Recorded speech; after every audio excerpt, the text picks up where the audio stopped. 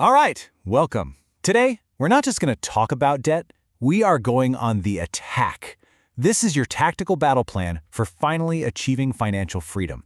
We're moving past the what and jumping straight into the how to absolutely crush it. Let's dive in. I absolutely love this analogy because it just nails the problem, right? Having debt doesn't mean you're lazy or not trying. It means you are carrying this massive weight that's slowing you down, no matter how hard you pump your arms and legs. So our whole mission here is to show you how to drop those rocks, one by one, and finally start sprinting. Before you can even dream of climbing out of a hole, you've got to do one crucial thing first. You have to stop digging. This is the #1 non-negotiable rule, and honestly, it's where most people get tripped up. In this is it. This is the classic mistake. It's like you're trying to bail water out of a sinking boat, but you're leaving the hole wide open. You might feel like you're making progress, but you're literally working against yourself the entire time. The first move is to stop the financial bleeding, completely. Okay, so here's your first mission. For the next 30 days, we're setting some ground rules. You're going to go into all those shopping sites and apps, and you're going to unlink your credit cards. Kill the one-click purchasing. And those buy now, pay later services, we're taking a break from those too. And your cards, they go away, put them in a drawer. For the next month, they are for true, real emergencies only. Yeah, we call this a debt fast. Think of it like a 30-day reset button. The point isn't just to stop the pile from getting bigger, it's about breaking those spending habits that got you here and proving to yourself, hey, you're the one in charge here, not your impulses. All right, so the bleeding has stopped. Now what? Now we go on the attack. And there are two main battle-tested ways to do this. They work in really different ways, and listen, picking the one that fits your personality, that's the secret sauce. First up, we've got the debt snowball. It's so simple, but so powerful. Here's how it works. You list out every single debt you have, but, and this is key, you list them from the smallest balance to the biggest. Ignore the interest rates for a second. You keep paying the minimum on everything, but you take every single extra penny you can find and you hammer that smallest debt until it's gone. Poof.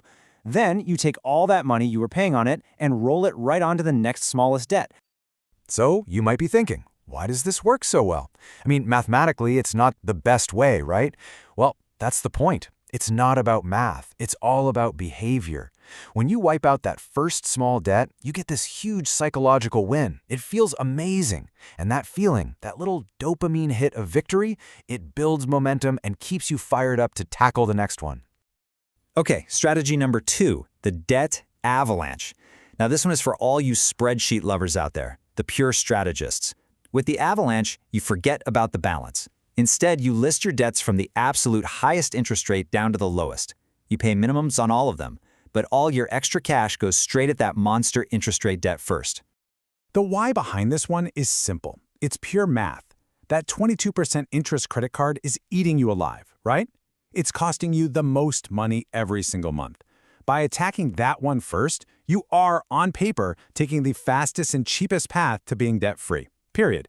You pay way less of that interest tax to the banks. If you're disciplined and efficiency gets you excited, the avalanche is your weapon. So let's put them side by side. It's really this simple. The snowball, that's all about your brain, your behavior. It's designed to keep you motivated with quick wins. The avalanche, that's all about your wallet. It's about pure mathematical efficiency and saving the most money on interest. Look, there's no right or wrong answer here. The best plan is the one you'll actually stick with. Okay, so you've picked your strategy, snowball or avalanche. Awesome. But what if you want to go faster? What if you want to pour gasoline on this fire? You've got to find the turbo button. And I've got 2 super simple tactics you can literally do this week to find that extra cash. First up, the 48-hour purge. Just walk around your house, anything you haven't touched in 6 months, sell it. Seriously, that cash goes straight to your debt. Second, the interest rate call. This one's so easy. Just call your credit card company and ask them for a lower interest rate. The worst they can do is say no. And hey, don't sleep on that phone call. I know it sounds small, but look at this number. $500. Does that get your attention? That's what you could potentially save in interest from one single 5-minute phone call. That's money you're just giving to the bank that could be going straight to your debt instead. So we've talked strategy, we've talked about hitting the turbo button, but through all this hard work, you have to keep your eyes on the prize. Because the goal here isn't just a piece of paper that says you owe $0. It's way, way bigger than that. I want you to really, truly, just for a second, imagine this. What would it feel like to wake up in the morning and know that every single cent you earn that day belongs to you? Not to the bank, not for the car loan. It's for you, to build your life. That's the freedom we're fighting for. So there it is. The battle plan is on the table. You've got the strategies, you've got the accelerators. Now the only question left is, what are you going to do? Are you going to choose the snowball to feed your motivation or the avalanche to feed your wallet? Just making that choice, that's the first real step to dropping that backpack full of rocks and finally starting to run.